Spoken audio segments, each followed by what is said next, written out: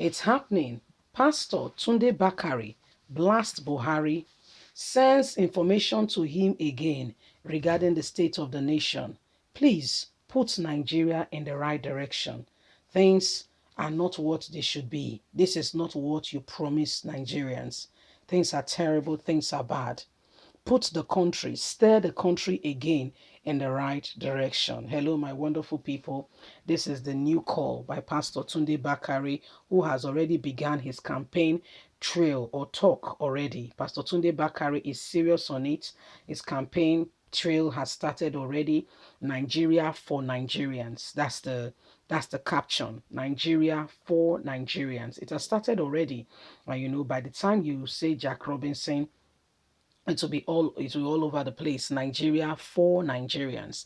This is the rise up of a new generation. And Pastor Tunde Bakare, is not just asking that these things are done, but he's putting out himself there. He's putting out himself there that he wants to, bring in these things as well. He wants to ensure that, Nigeria becomes changed and transformed. And hence he's putting up himself up for the contest and for the position. He's putting up himself out there, and he's standing up for it. Anyway, my wonderful people, it's happening. It's going. This is what we're experiencing. This is what is going on. And Nigeria for Nigerians is saying, well, Buhari put the country in right direction. Please don't forget to give us a thumbs up, subscribe if this is your first time. Thank you. The serving overseer of the Cathedral Global Community Church, Pastor Tunde Bakare, has charged President Muhammadu Buhari to do the right thing, to move Nigeria forward. Speaking in the church auditorium yesterday in the Ojota area of Lagos State on the state of the nation, Bakare called for the immediate drop of certain portions of the Nigerian constitution, as he described that the amendment being made to the constitution will not change the country for the better. Tunde Bakare said a group to be known as Nigeria for Nigeria movement will soon be launched, and it would advocate for doing things right in the country. According to the vocal clergyman, the poaching done on the constitution can never bring the desired change, because the 1999 constitution as amended has derived from the ancient landmark park and the founding fathers set for the nation. It's a deceit. It has been deviated from the real plan of what they intend for Nigeria from their ancestors. He said nothing in the 1999 constitution that includes the provision of 1960 or 1963 constitution, which we arrived at through negotiation, adding that the present constitution, either amended or not, is unglorified death certificate for the country. The clergy who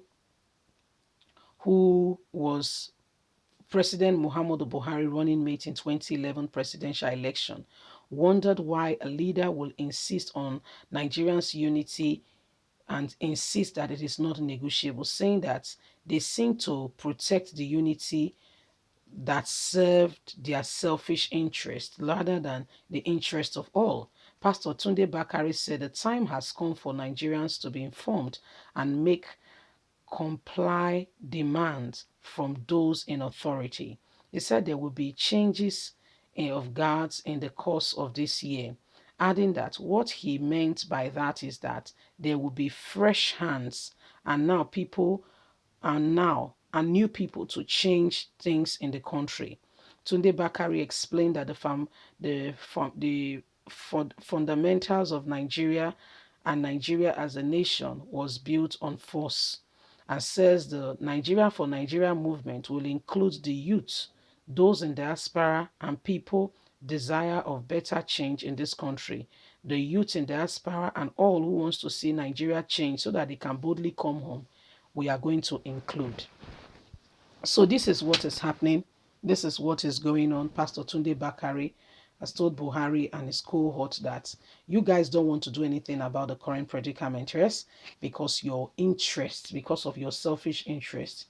You rather want things to be the way they are because you want it to serve your own personal interest. But things are not done that way. If Nigeria must change, then every hands must be on deck. We must stand up to the truth. You cannot impose yourself on people. You cannot go ahead and say this must be done at all costs. This must be done. No, no, we don't do things that way. 1960 or the 1963 constitution that we've had in Nigeria was reached as a result of negotiation, inputs from people serving their interests, and everybody was happy. But what we have today is a fraudulent document. A group of soldiers handed it over to Obasanjo, and guess what? He did not even bother to look at it thoroughly, squarely, and say, what can we do? How can we change things? That was the first thing. When something is handed over to you, you take a careful study. If you can't do it yourself, set up a committee to look at it, yeah, and see if it meets the interest of the people. If it's not, discard it immediately. Look for reforms. How can we make this thing in such a way? Because if you look at the matter, truly speaking, we've had Sultanans in that position. What did they do? People went there, but guess what? It was for their interests. Sadly, they did not represent the interest of Nigerians. We've had two Southerners in that position. Goodluck Ebele Jonathan, Chief Olusegun Obasanjo. What did they really do? Let's call a spade a spade. Let's look at it. Let's analyze it together. How did they effect change in their region? What did they do? What was the transformational formula and how was it applied? How did they ensure that these things became a reality and it was done in fairness to all? What did they really do? Because, talk is cheap. You can count and you can tell us who failed and who did not fail. What was the input of those in the corridor of power that could intensify or decisively, affect a change? They came there, they hit the ground and running without taking cognizance of what has been, what is a fraud and what is a lie and what was true. The purpose were all defeated because everybody once upon a time have a chance to make an impact. What impact did you make? How did you do it? Because these people had opportunity to rule, you see. What difference did they really make? Because now we can castigate the rest and say, yeah, they did well wrong, they are not doing well, Buhari is the worst, blah blah blah blah blah. When we, for instance, our own very brother is there. So let's even leave Buhari. Our own very brother is there, the vice president. What's the vice president doing? How is he affecting that lines of change? How is the vice president affecting that lines of change? We must ask and tell ourselves the truth.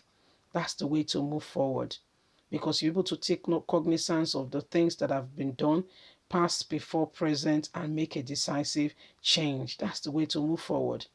Leave us a comment. We really love to hear from you. God bless you. Bye for now.